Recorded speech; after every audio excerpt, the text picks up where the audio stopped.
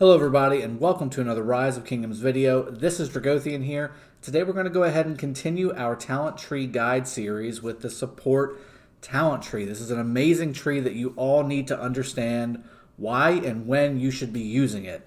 This is one of those trees that at first people were like, yeah, it's kind of good, but the skill tree is just the best, right? And for the most part, I think the skill talent tree is one of the best that you can go after, especially if you're going for a nuking or a skill damage type of build. However, support talent tree really is that. It supports your army with better buffs when it comes to being more tanky, being more supportive of your army, and more importantly, just kind of giving a more well-rounded out army composition versus just straight glass cannon damage. I want to put out as much damage as possible.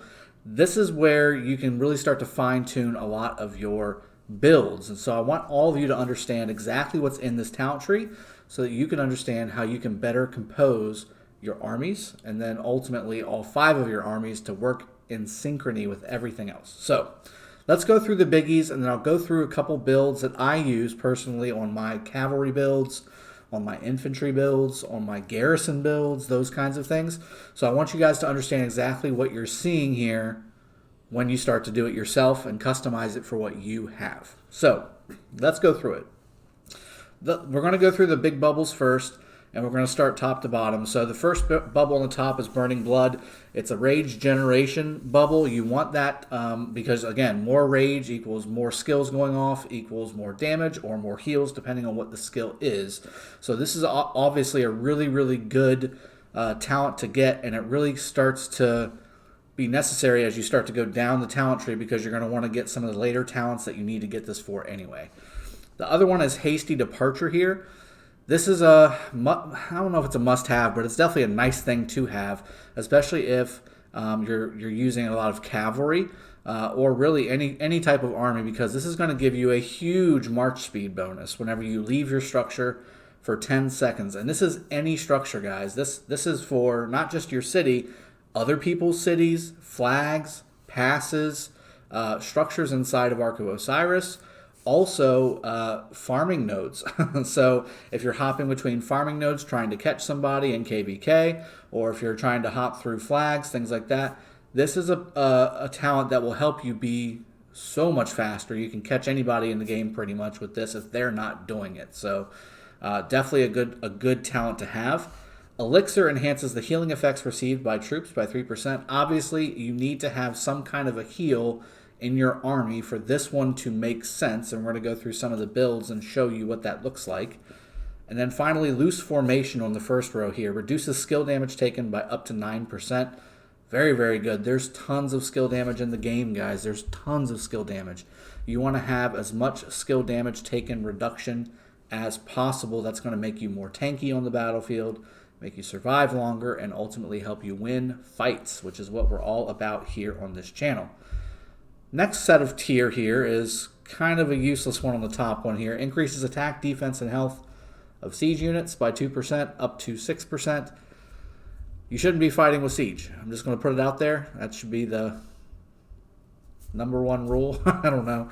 It's definitely one of those common rules that most people don't really hear because most people don't fight with siege, but there's a reason for that. You don't fight with siege. Siege is bad against everything. That's why nobody fights with siege. So unless you're rallying structures specifically with siege, there's no reason for you to have that talent. However, it's there. I want you to know what it is.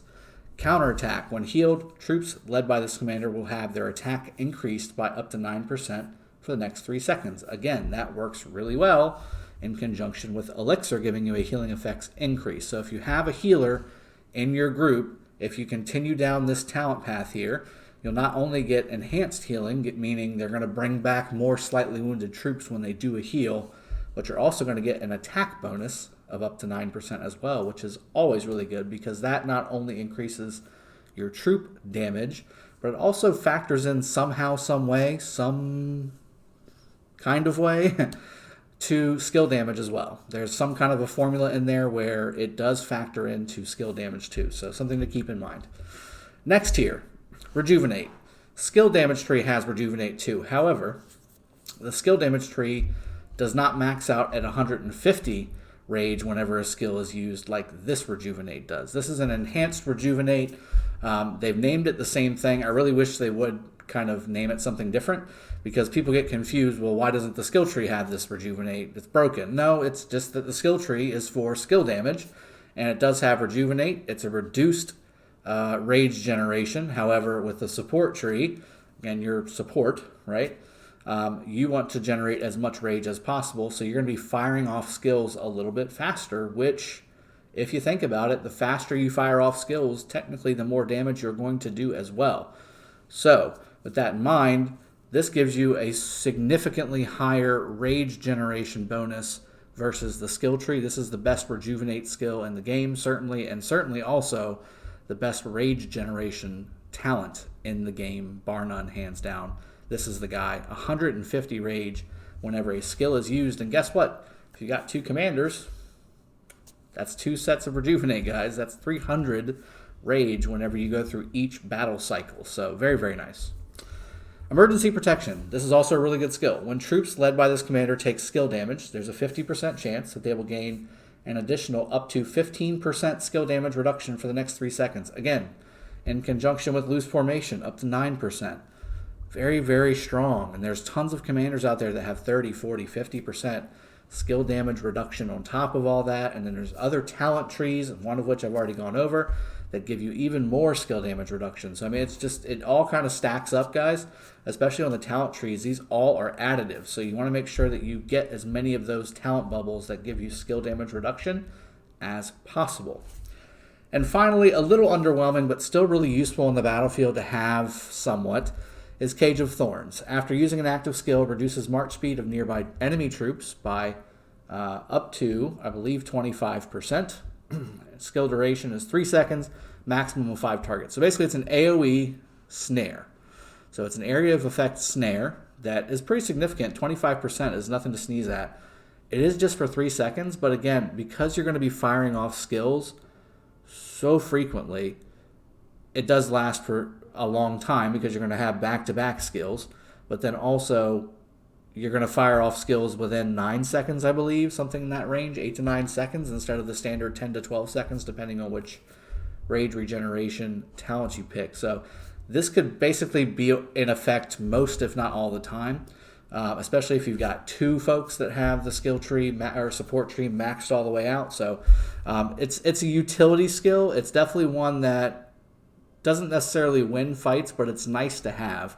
And if you're trying to chase down a group of people and you've got Cage of Thorns as one of the talents that you selected on your army, you're going to be able to slow them all down if you've got 3 people in the general area there. So very, very nice to have, but not necessarily a must-have when you're talking about an overall skill or talent build on a commander. So let's go through some builds here, just some general. This is what I would use for a commander like Saladin, who is more tanky / damage based. Maybe something with Ethelfled, for instance, where she's got a little bit of peacekeeping, she's got a little bit of leadership, and then also commanders like Constantine, who have the infantry skill tree and the garrison skill tree.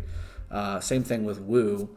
Wu has the garrison tree as well. So I mean, there's a lot of commanders that are starting to have the support tree in the game. So I want you guys to understand what those builds kind of look like. So first off, you got to get the first one, obviously, and having it being a march speed bonus is very nice. March speed on anything open field is fantastic to have. And the more march speed you have, the better.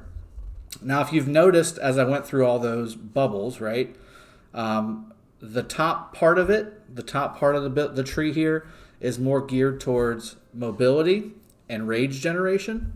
And then the bottom part of the tree is more geared towards healing, and then effects based off of healing, and then skill damage reduction. So that's kind of the premise you want to think about as you're building this tree out. So for instance, I always, and this is a must-have, this Rejuvenate skill is a must-have.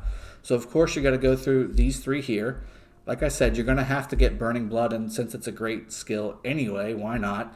And also you need to get Hasty Departure, which again, great skill, good to have, and if you have it available, you should get it within reason. Don't spend 30 points on it, but if you need to spend 3 points in this case to get it, why not? And then also work your way down until you get Rejuvenate, okay? So now you've got the Rejuvenate skill, you've got Hasty Departure, and you've got Burning Blood. All three very, very good skills. And on the way, you've also gotten some March Speed, some attack bonuses, some more March Speed, and some more attack bonuses. These are all great things when you're talking about a commander like Saladin or even Constantine. He's more of a tanky type commander, but these are all really good to have. If you can have Hasty Departure on infantry, they're fast for at least 10 seconds using Hasty Departure. So very, very good. Again, you shouldn't be using full siege armies, so I usually skip Expert Design. And anything that's not specific for a troop type or specific for a role, for instance, the garrison role or the infantry, archer, cavalry role, your smaller, what are these? The six-sided ones. Not pentagon, but sexagon? I'm not sure. Either way, these are all going to have 0.5% of stats. So you're not going to get as much value as, say, if you were on the infantry tree or the garrison tree, where you usually get a full point percentage of a stat. So just kind of bear that in mind as you're talking about putting all this stuff together. Then I would jump towards the bottom here. So again, you want to do the next three so you can unlock both lanes there. And again, if you don't have a healer, this tree here, this part of the tree, the elixir and the counterattack talents on the tree are basically useless because you don't have a heal to trigger the enhanced healing effect here or the attack bonus from a heal here. So if you don't have a Richard, if you don't have a Wu, if you don't have a Lohar, if you don't have a Double C, a Frederick, a Boudica, who else? I'm sure there's a couple more. I'm just blanking on half of them. But they're out there. There's tons of healers. So, I mean, it's not like you're going to have a hard time finding healers. But at the same time, if it's not a healer group, this whole lane here is completely useless. You can't use it. It doesn't give you any bonuses, okay? So always try and go down this lane here. Now, again, you're going to have to get elixir anyway to get down to an emergency protection because you see the lines coming from elixir to that next little smaller bubble. So you got to make sure that you get it on the way. So, for instance, if I try to get loose formation, which you should always get, you still can't tap this because elixir is not unlocked. So let's go ahead and unlock elixir. And then you're going to go down here to the defense, get more defense, and get health. And then finally, emergency protection. Again, you're seeing the theme here, right? The top one, rage generation, mobility, attack. Bottom one is healing effects, skill damage reduction, defense, and health. I mean, it's clear as day. You just got to take a peek and see what you need. I like both because both of these are really good lines in a talent tree. Otherwise, you're getting very generic stuff, like in the leadership tree, for instance, for Ethelflaed. Again, we just went over that in one of our previous talent tree guides. You got armed and armored to the teeth, which are really nice. You've got strategic prowess, which is also really nice. Close formation, also very nice. Fresh recruits for open field, also very nice. Here's another nice healing effect increase as well. So if you've got elixir and you've got counterattack and you've got healing herbs from the leadership tree, those all stack up together. Those are all very, very good things to have. You want to find synergies like that. You want to find talents that work together for what you're trying to do. If you've got a Richard combo with a Richard with a Boudica, or which isn't a hugely great combo, but it's there, or Richard with double C, or some defensive commanders that have 2 heals, then these are twice as nice, right? You have the bonuses for longer because you get healed multiple times or more times. That's why you would want to have stuff like that. So this would be basically my Saladin support tree right here because it gives me the rage regeneration. It gives me the chance, the 50% chance, which is a huge chance, right? When you take skill damage, that's a pretty significant chance that you're going to take skill damage, and 50% of that time, you're going to get an additional 15% skill damage reduction, which is when you would want to have that take effect anyway. And again, with loose formation, you get a static 9% decrease to skill damage taken. So that's really nice. Those are all really nice things to have on the battlefield. And this is a big part of why Saladin is so tanky on the field as primary. Whenever you use Saladin with Genghis and you have Saladin primary, they are much more tanky than if you use Genghis primary and Saladin secondary. They're still kind of tanky, but if you want the most tanky and the fastest rage regeneration, which again, for a commander like Genghis, it's really, really good, right? This is the tree to have because you get more rage regeneration and you get tons of skill damage taken reductions, and all those things kind of marry up and work really well together.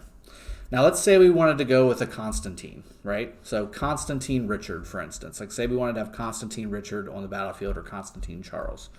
Richard would obviously be different because you'd want to add counterattack in, but I'm going to do the same thing, right? We're going to go through, and then we're going to have the rejuvenate tree line, because again, we want to generate as much rage as possible. We're going to go down the same path. And say we had Richard. So of course, we want to have these three as well because they're going to increase our attack, and we're still going to get that healing effect bonus that we would have gotten anyway. And then same thing with emergency protection. Now, if this was part of a 5-army infantry group, which I will be doing a video on soon just to re-update everybody because people keep asking for that content, which is awesome because I love that group.